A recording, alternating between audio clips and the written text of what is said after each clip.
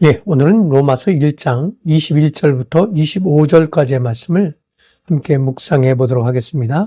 말씀 봉독해 드리죠. 하나님을 알되 하나님을 영화롭게도 아니하며 감사하지도 아니하고 오히려 그 생각이 허망하여지며 미련한 마음이 어두워졌나니 스스로 지혜 있다나 어리석게 되어 썩어지지 아니하는 하나님의 영광을 썩어질 사람과 새와 짐승과 기어다니는 동물 모양의 우상으로 바꿨느니라.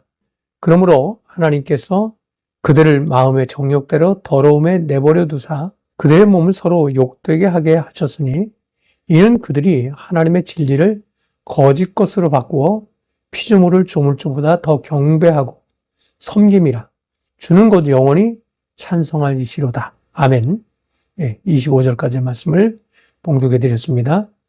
하나님은 끊임없이 그분의 살아계심과 또한 사랑하심을 사람들에게 보여주셨습니다.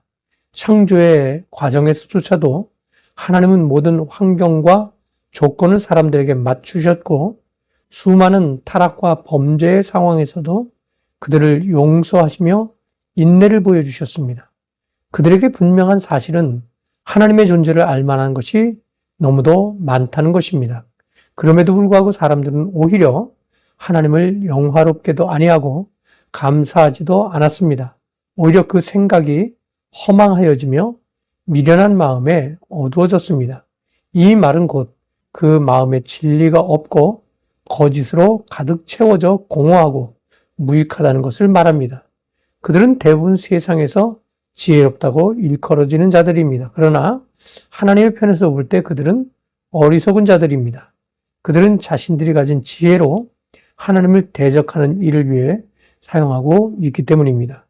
세상에 지혜롭다는 이들이 저지르는 가장 큰 실수는 우상을 만드는 일입니다. 그들은 하나님의 영광을 썩어질 사람과 새와 짐승과 기어다니는 동물 모양의 우상으로 바꾸는 자들입니다.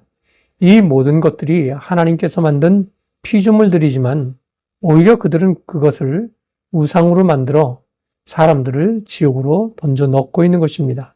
물론 그 자신도 지옥으로 던져지게 될 것입니다.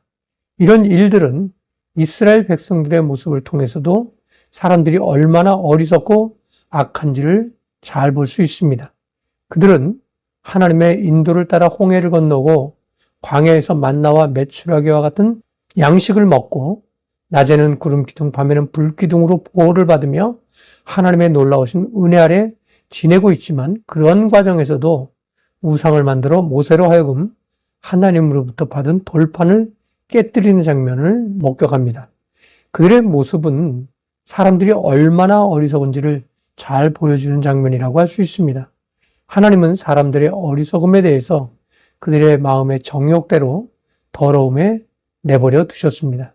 내버려 두셨다는 표현은 어찌 보면 버림을 받았다는 의미를 포함한다고 할 수 있습니다. 그것은 가장 비참한 일이라고 할 수 있죠. 관심이 있다면 오히려 채찍과 훈계로 다스리며 그들을 바른 길로 인도하겠지만 내버려 두셨다는 것은 그들을 결국 지옥으로 던져 넣으시겠다는 의지를 보이신 것이라고 할 수 있기 때문입니다. 실제로 하나님은 아담과 하와가 에덴에서 쫓겨난 이후에도 그분의 사랑을 보이셨습니다. 심지어 가인의 살인에도 불구하고 그를 보호하셨고 이후에도 그들에게 하나님의 존재를 보이셨습니다. 셋의 아들을 낳았을 때 사람들이 여호와의 이름을 불렀다고 말씀하고 있으며 에녹도 하나님과 동행하였습니다. 이처럼 많은 이들이 하나님을 알고 그분께 영광을 돌리고 있었음에도 불구하고 사람들은 하나님을 대적하고 결국에는 하나님의 진노를 피할 수 없었습니다. 하나님은 당대 의인이요 완전한 자로서 하나님과 동행했던 노아를 부르셨고 결국에는 모든 사람들을 지면에서 쓸어버리시기로 작정하셨습니다. 인류 역사에 있어서 가장 비극적인 장면이라고 할 수 있는 장면이죠. 오늘날에도 많은 사람들이 하나님의 것을 거짓 것으로 바꾸는 일들을 행하고 있습니다. 그들은 마치 이 시대의 의인처럼 행동을 합니다. 그러나 그들의 대부분은 위선적이라는 것을 알 수 있습니다. 그들은 사람들을 위한 것이라고 말하고 보다 건강한 사회를 만들기 위한 것이라고 주장하면서 사람들을 현혹합니다. 그러나 그것은 뱀의 혀로 속이는 자들의 술수일 뿐입니다. 분명한 사실은 오직 하나님의 말씀 안에 진리가 있으며 또한 그 뜻을 따라 살아야 한다는 것이죠. 매우 원론적이고 기본적인 말이지만 이것은 믿음의 길을 걸어가는 자들의 처음이자 마지막이 되어야 합니다. 사람의 혀로 진리를 농락하는 자들을 경계하고 오직 진리 안에서 신실한 믿음의 삶을 살 수 있기를 주님의 이름으로 부탁을 드립니다. 감사합니다.